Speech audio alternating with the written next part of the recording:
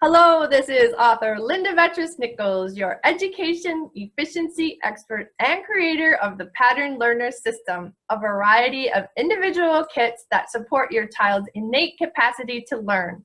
I believe that early intervention is key for ensuring that all children reach their full potential in math, reading, handwriting, and spelling.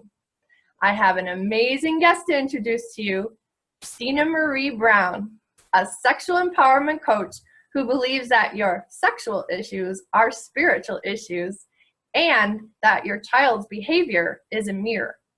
As a mom, Steena realized that power struggles are an illusion. She and her children can be in power together. Steena is the author of Worship Her, a dynamic book about sexuality and how it expresses who you are and influences the way you connect with others. Welcome, Steena. Thank you so much for having me, Linda. Absolutely. It's always fun to talk to you. We go crazy together, don't we? We worked on this book together and everything. It's just been so much fun to have you in my life. You did the cover of my book, Wine-Free Kids, Wine-Free Parents, Successful Patterns for Learning. And I'm just so happy to have you as a business bestie. Absolutely. All righty. Is there anything you'd like to open with about your book or... Oh, I'll just say it was quite the birth. Yeah. And yeah, I think that, all the moms listening can resonate with that. Just that, birthing something takes so much work. And it's also that feeling of, I just have to get this out there in the world. This book has a mission. Right. And now it's out there doing that mission. It's like my little legs out into the world. And so I'm excited to share a little bit of that with your lovely ladies today. Wonderful. All right, well, let's start with your sexuality. You have so much to say, and the way you think about everything is like super interesting. So do you want to just open on, the concept of a person's sexuality? Yeah, so the way that I define sexuality is who you are and how you relate to others. Okay. And, usually we think of sexuality as just being sex. Who we're sexual with and maybe our sexual orientation or gender identity, like all of those things are kind of what we think of sexuality as in kind of pop culture. Right. But when we actually look at our sexuality, it's something that's individual and unique to each one of us. Mm-hmm. And the more that we learn about our sexuality, I think the more we learn who we truly are. And we learn how we express ourselves and how we connect to other people. And so it's a really beautiful journey of self-awareness and self-discovery and learning to, open ourselves to receiving. And there's so many layers and facets to explore. It's juicy. I love some of the concepts you have on receiving and how the woman, the vessel of the woman, Can you say a little bit about that? Because you just had such a big aha moment yourself as you were writing the book. Yeah, so the feminine is all about, we hear the feminine is all about receiving. And I kind of take it to the next level and say that the feminine is actually consuming. And so there's a lot of power when you think of consuming something, it's taking it in and it's that kind of satiated and like full feeling. Right. And the feminine is all about substance and being nurtured. And it's not always just like a passive, I'm just going to wait for somebody else to give it to me. Right. But it's that drawing in and that receiving, allowing ourselves to create in that way. So, the feminine, that's how we take in sperm. Is like, it comes into our bodies, we kind of consume that, and that's what plants, a seed into the fertile womb. So there's always this dance. Mm-hmm. And so I think that sometimes when we talk about receiving, it can feel almost a little bit victim-y still, where we're waiting for other people to do something for us. Mm-hmm. But I think really shifting that into like an empowered receiving with this idea of the feminine being this all-consuming force is quite powerful. Yeah, I love it. And the work that you do with women in that pelvic bowl area is so powerful. And I've noticed like the young girls will go out to the bar and they'll just push all kinds of energy out from there, and then just like fly paper, you know, guys will stick to it and they'll reel them in. And it's like, that's what girls do. A real woman works on herself, especially pleasuring herself and just healing that whole pelvic bowl area, because a lot happens to us throughout our feminine lives, that's for sure.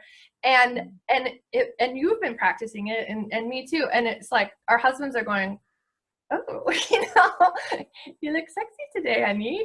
Or, you know, just even in a coffee shop, you know, men are approaching you, you know, just to have a conversation. And you even had some issues with that, like, oh, I'm married, I can't flirt, you know, right?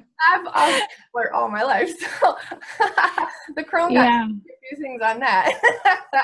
And I'll say even to that with women, like women are attracted as well to that energy, to the grounded, you know, really, it's not just confidence. It's like, you know, the next level of confidence, I think, is embodiment. Yes. So it's when you're actually embodied and fully present. That's a huge piece of it. If you're fully present with somebody, you know, you attract a different type of person. And what I found, and I repeat this over and over to people, I say, people vet themselves out of my life. There are people that cannot handle the level of presence that I am, just by being who I am, just by doing the inner work, by embodying my sexuality. It's like they can't handle a woman who is free, a woman who can make her own choices, a woman who, you know, has her mind set and isn't going to waver or apologize or beg or look for permission or be owned. And so that goes for attracting men or even female friendships, or a mentor, or somebody that offer you an opportunity to speak somewhere, like attracting any of that. They're all people. And, you know, when you really step into that and embody your sexuality, people notice on a subconscious level, and the types of opportunities and the types of people that show up in your life just are different. And there's a lot of people that will just kind of ignore you. And it's not because you're not showing up, and it's not because you're like invisible. It's almost like you're just operating on completely different planes of reality. I hear you. I love it. And so, you know, we talked about not bound to a moral box, you know, like it's okay to talk to a guy in a coffee shop, right? It's okay to flirt. So what else do you mean by not bound by a moral box? Yeah, so I think what you just brought up is really, a lot of women experience restriction and fear around being attractive, around being alluring, around, you know, just I don't think there's very many women who really understand like just how beautiful and just how attractive they are. And not just on a physical level, but the magnetism, you know, of a woman. And we're taught that that's dangerous. Like it's dangerous to attract people.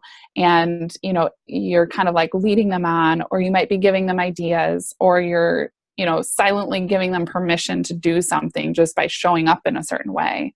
You know, and that's where like rape culture comes from, where it says, well, look what she was wearing, or look where she was, or what she was doing, or who she was with. And it's like, I don't care if you're naked in bed with somebody. If you say no, it means no. So we just have all of these ideas about what it means to receive attention, what it means to have chemistry with someone. And it's all a choice. You know, you can have chemistry with someone and choose to do nothing with it, or you can have chemistry with someone and choose to explore it. And that's just what it is a choice. So going around feeling like we have to constantly turn ourselves off and, you know, dim our shine and kind of like cover up, whether that's like emotionally or physically, and kind of like keep ourselves safe. The more that we do that, the more we turn ourselves off, and we get in the habit of being turned off. So that when we are with our partner or we're intimate, we have a hard time turning it back on because we've spent so long in the turned off state. Wow, such a good point. I love that. Okay, and then really tapping into who you are. I know, like in human design, I rode in on a vehicle not knowing who I am, so I took all these tests, and I'm an INTJ and I'm a this and I have recognition, in the core passion assessment, and it's like, you had an assessment, I was all over it, and it's really not about that. It's about loving yourself, and it's about really getting down into that pelvic bowl, as you explain it, and doing the work there. It's that full embodiment, right? Mm-hmm. Mm-hmm. Yeah, the identity. I think identity is something that you feel more than you can, put into a list of descriptors. Mm-hmm. And you love my quote. You even have it in the book. See if I can remember it. Money is a relative sign of full embodiment, I believe. Yeah, and it's true, because that's that second chakra. That's my book, Sex, Money, and Power, the Second Chakra. Yeah. Yep. Right. All right.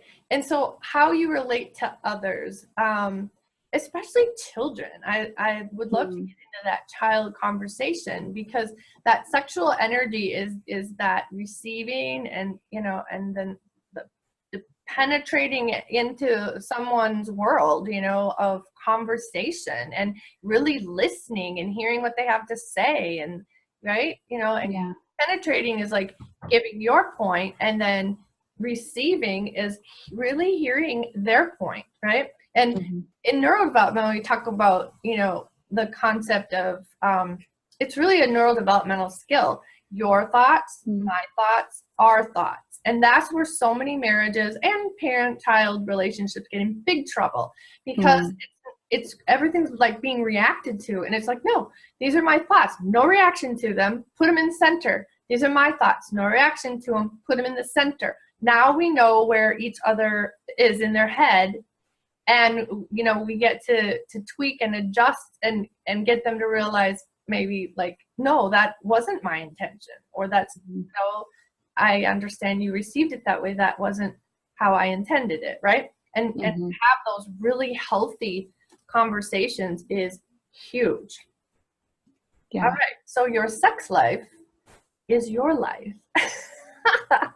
Wake up call, right? Even like the bedroom is a mirror. Okay. So let's jump in there. Yeah. So I'll just share a little bit of like a personal experience with, something that will probably pertain to a couple of different points that we have on this slide. But the bedroom is as a mirror. It's like whatever is going on between you and your partner, there's usually almost always broader implications for that. So, just if you're plainly like just resisting intimacy, just not interested, not in the mood kind of a thing, then that's a mirror for something that's going on deeper than just, oh, my libido is tanked, or I'm tired, or whatever. I'm looking at that, like looking at the libido as more than just if I want sex, but really like the libido that you have for life. Where is it in your life that you're just like kind of things feel mediocre? You just kind of feel like I'm not in the mood for like anything exciting. Like, when you think about sex, like good sex and good orgasms and wonderful, like times you've had wonderful experiences of pleasure and ecstasy, it's interesting that we would resist that. Right? Like on a logical level, something that feels so good and so deeply connects you to another person and yourself would seem like something that you would just like, yeah, sign me up for more of that. But there's all these kind of emotional blocks and physical blocks that can come in the way of that. And so when that comes up in the bedroom, it's really apparent.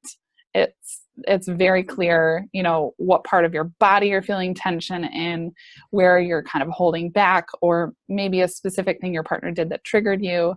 Yeah. And then you get to look at, what's really underneath that. So, yeah. Very cool. All right.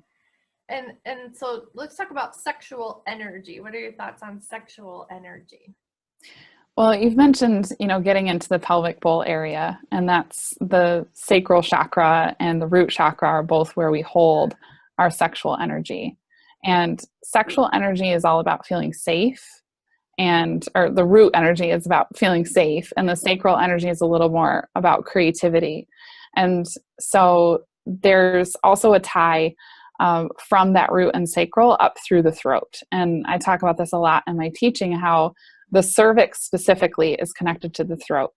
So when we have trauma, sexual trauma, then that or results in energetic and emotional trauma to our throat, where we don't feel safe expressing our truth, and we don't feel safe expressing our creativity. So even if your creativity isn't like singing or speaking, the throat is still that area of expression.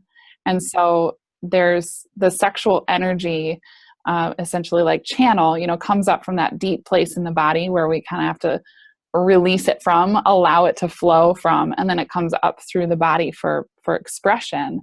And it's, it's kind of this like fiery energy that comes up through.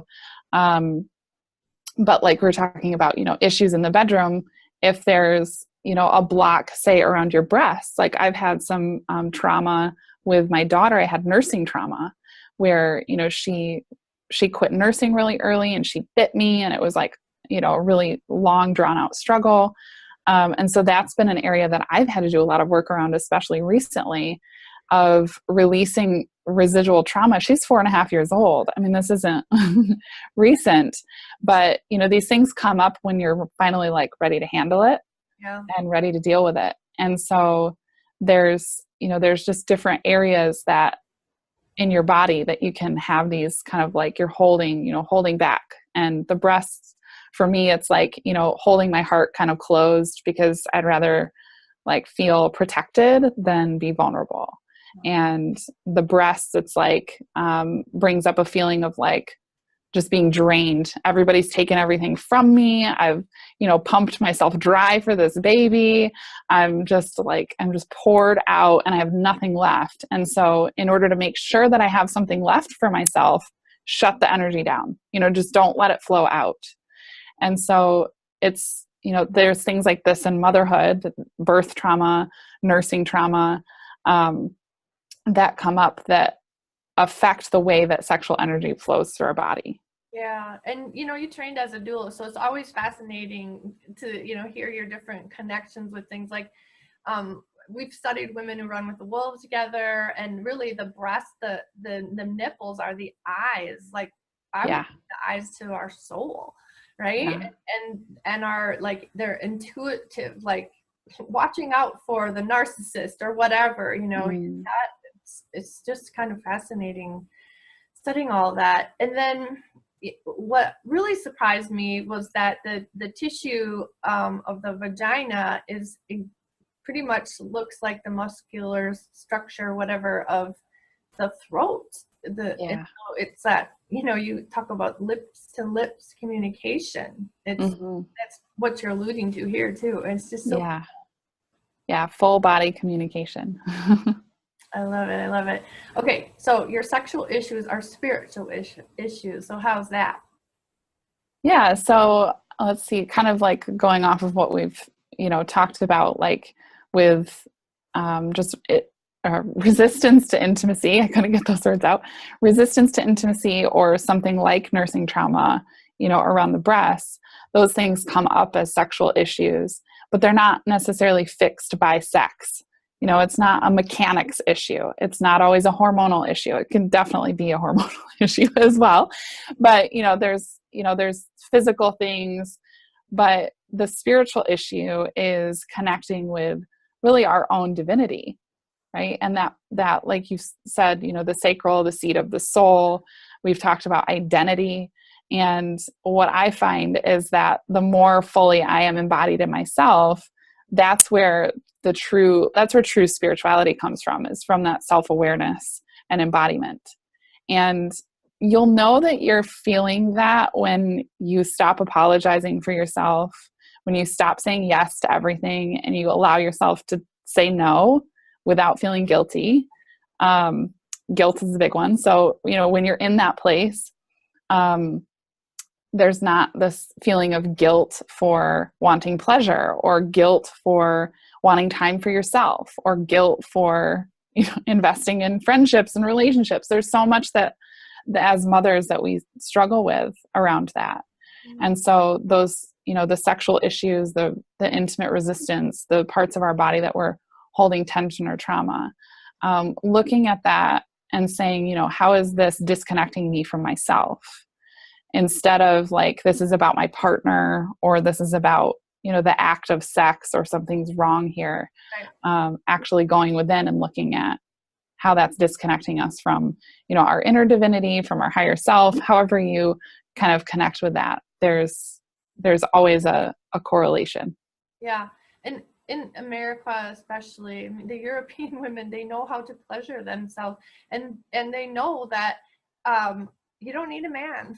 In fact, you can get off on your own pleasuring probably more than a guy can get you off. So, and how important that is for creativity, and just like that, running that sexual energy that even brings clients to you, brings money to you. It's just, you just glow when you're happy. And in the household, if mom ain't happy, ain't nobody happy on top of it. So yeah, right. Okay, now we're getting into communication and how it translates. So first of all, like, your child's behavior is actually a mirror. And, you know, that was something that I mean, it all makes sense, but it wasn't something that I really tapped into actually until this year. And you are very good at spotting that and explaining that. So maybe you even have some examples. Yeah, I was just thinking, I mean, there's an abundance of examples, right? But even in the last few days, always examples. With our kids, you know, kids don't have the kind of filters that we have. So that's why kids throw tantrums and they, you know, do things that seem really irrational, because they don't have the cultural filters of, it's not appropriate behavior, you shouldn't express yourself that way, or that's not okay. And so when our kids do something that feels uncomfortable to us, it's always a chance for us to look at what's actually going on. And what I've experienced even this week is, like, you know, yesterday I sat on the couch with my daughter and she was watching a couple shows and I was reading a book, but I was just holding her. And it was just so important for her. I could just feel in her body, you know, like this gratitude for just being with mom. And you know, I was laughing at the show a little bit, and she just really appreciated that time. But that was also, I felt like her kind of calling me into slowing down, you know, and she's been kind of impatient the last few days and like repeating questions, not listening to people talking to her. And so when that happens, looking at, you know, where is she not feeling seen and heard herself? So, you know, kids that are doing things that get your attention when it's negative, it's, you know, looking at where are they not really feeling nourished? Where are they not feeling like they're really getting my attention? And it doesn't have to be like for a long time. And I think, you know, you've taught me this as well, that when you're with your kids, the quality of time matters so much more than the quantity of time. So spending, you know, 30 minutes or an hour, which for me, like a solid hour fully spent with my kids is so rejuvenating for all of us. Like whether we're playing a game together, or I take them out to a coffee shop and we're coloring, or, you know, just, it can be really simple, but just that one chunk of time means so much more to them than if I'm spending a day with them, like running around the house cleaning and stressed out about dinner and, you know, like trying to work and then also be with them. Like it doesn't have the same effect. A different energy, that's for sure. Yes. Yeah, and dating your children is so important too, and especially like you and I did too. My kids were really close in age, you know, just less than 2 years apart were mine. So how about yours? How far apart are your kids? Just over 2 years. Mm-hmm. Yeah, and man, some days, you know, it felt like having twins. In fact, they'd be like in growth spurts, they'd end up being the same height, and yeah, so getting them apart from each other. And we even sometimes just had a rule at the house, like boys play upstairs, girls play down when they had friends over, because it was this constant battling with each other. It's just my son loved to set her off, and she was alpha, so she'd take it just so long, then she'd cream him. Oh my goodness. So we've talked a lot about listen to your womb. It's basically like listening to your intuition. although there is a lot of work in that pelvic bowl, and just moving your hips is like huge for just kind of lighting you up, and it shows in your face. And when you do work in that area, I mean, I remember doing something with a group of women and coming home, and my husband just like did a double take, and I was absolutely glowing, you know? And so like when you're pregnant, there is a lot going on down there, right? And you're glowing. Well, you don't have to be pregnant to glow. So doing pleasuring yourself and really, you know, moving your hips and dancing and just really doing that type of inner work is amazing. Yeah. For health. Yeah. And, you know, listening to your womb, like you mentioned pregnancy, that's the time when like, it's just not optional for most of us. You're tired, you're craving things, you're going to doctor's appointments and, you know, having ultrasounds and listening to the baby's heartbeat, and you can't really ignore it so much. You have a swelling womb and it's very apparent, and there's a wiggly baby in it.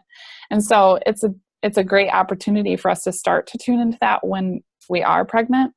But then it can be really easy, like we talked about before, turning yourself off, you know, that we do that to repel energy that we're afraid of, like from other men, but also we can do that when we're around our kids, because we get into go mode and we get into, you know, got to get things done, got to be here, got to go there. And that rush energy is all, you know, anxiety in the chest. It's not like an embodied, like deep thing. And so when you actually just take a moment to breathe and breathe deep down into your pelvic bowl and just asking yourself, you know, what does my womb want? Or what does my pussy want? What does my vagina want? Like just listening, just purely being present with yourself. And it doesn't have to take a long time. It's just literally one breath, feeling in and letting yourself listen. Yeah. And that's enough to kind of break that cycle of hustle and go and, you know, do, and just get you present and, you know, bring up what you really should be doing. I know. And again, it's a push energy, and your kids feel it. They feel pushed. Yes. They literally feel pushed, and they're going to push back. And if you have with, you know, attention deficits, I mean, they don't know really who they are either, you know, and so things have to be fast moving or angry. So they are going to push up against you so that they know who they are, and because they haven't like separated almost, you know. Yeah. The brain isn't just hooked up, and it can be. There's lots of cool things that you can do. Okay, so in communication with your child, so, you know, you were talking about just holding your daughter and really being fully present with her. And tell us a little bit more, because people, you do this so naturally that people go, I can't believe what you just said to her or him, you know, and that was so cool. And they like want you to teach them how to talk to the kids, you know, because they're so responsive. And it's so cool what you said. And it's not baby talk, and it's not talking down to them. It's very respectful, and it's very much you as a facilitator rather than you as a dictator, you know. So fill us in a little bit. Well, I was just thinking of a fun story that I think illustrates this point well. You have some good ones. I know. I do think that I do. So it was actually when we were visiting your family in Asheville, and we were downtown, and there was a couple of people that were getting into a pretty heated conversation, to say the least, on the street, and they kept walking away from each other and yelling louder and louder. And so they're, you know, one corner to the next corner in the city, shouting at each other, all manner of profanity. Yeah. And, you know, I illness in that conversation. I tend to, you know, keep myself moderately tame around my kids. I'm not like, oh, I have to, like, I can't say anything, you know. It's just, I try to keep it like PG, PG-13. They've heard stuff. This was right. So they've heard things, but this was like, you know, it was a very angry exchange, and these people were shouting names at each other, and you couldn't even tell what the conversation was pertaining to at all. Nope. And so, we just kind of ushered the kids into the next store, and they were kind of amused with what was in the store. But then later in the car, my son said, "Mommy, what words were those people saying when they were out in the street?" It was like he couldn't quite process like what they had been talking about. And I said, "Well, let me ask you this. What do you think they were feeling towards each other?" Nice. And, what was the energy that was in that exchange? And he said, "They seemed really angry." And I said, "Yeah." So I said, the words that they were using were some different words, but do you think that like the words that they were using mattered more, or the way that they were talking to each other? Nice. And he was like, the way they were talking to each other, because he was able to then recognize that, they could have been shouting cotton candy at each other, but it would have felt the same if it had that toxic anger, that they were just throwing back and forth, back and forth. Right. And so instead of bringing his attention to like, oh, they shouldn't have been using those words in the street, it's like, they shouldn't have been talking to each other like that. And, it's the tone and like the way that those people were treating each other and the emotion of it. And that's really what I wanted him to see. And then it was really cool because a couple days later, we came out of the bowling alley. It was like 4:00 in the afternoon, and there was a group of people that had obviously been having a pretty good time in the middle of the day at the bowling alley. And we're getting into the car, and one of the people like bends over and grabs his knees and is like, "Oh, I can't remember what he said, dropped an F-bomb and, this and that." And there was one woman who was clearly like the designated driver and was sober. And she looks at me and she's like, "Oh, I'm so sorry." And I was like, "Oh, it's fine. Like, don't worry about it. Not a big deal." And those people, they were just laughing and having a good time. They weren't bothering anybody. Nobody was being rowdy or anything. It was 4:00 at the bowling alley on like a Thursday. So, so we got in the car, and my son's like, "Mom, roll the window down. I want to hear what they're saying." Like, he's like so intrigued. And I was like, "Well, I'm not going to do that. But are you just curious what words they're using? Because it sounds different." And he said, "Yeah." And I reminded him of the situation on the street in Asheville. And I said, "Do you remember those people?" I said, "You know what? They're actually using some of the same words." And he was kind of like, "Huh." And I said, "But how are those people acting?" And he said, "Kind of silly." There's probably more drama. Kind of silly. Words too. Yeah. And so it was just, I thought, how cool. Within, a week or so, that both of these events transpired, and I felt like provided such a beautiful like teaching opportunity for me to show him that, the words that we use, while important, intentionally choosing the words that we use is so important. Yeah. But specifically around swearing, it's like, I swear, and I don't ever swear at someone. I don't ever swear in anger towards someone or call them a name, but it's part of our language. And I don't want them to grow up thinking that, oh, that's bad. And we can't do that, because it's just not true. It's just not the case as an adult. Oh. And so what I wanted them to see though, was that communication and how the people were communicating and how that felt different, because that's what they're going to learn from, is the tone and the actions of those people. Right. And it wasn't giving them like a list of rules. Don't say this word, because then they're just going to say it. Yeah. And Mom told me not to say that word, so it must be a good one. I love the way you treat your kids, you don't should on them, or you don't even point out other people, that person shouldn't be doing this or shouldn't be doing that. You just go to that deeper place with them, and this is so cool, and they're so beautiful too. Okay, inner drama. Yeah, we women, we can get into some inner drama.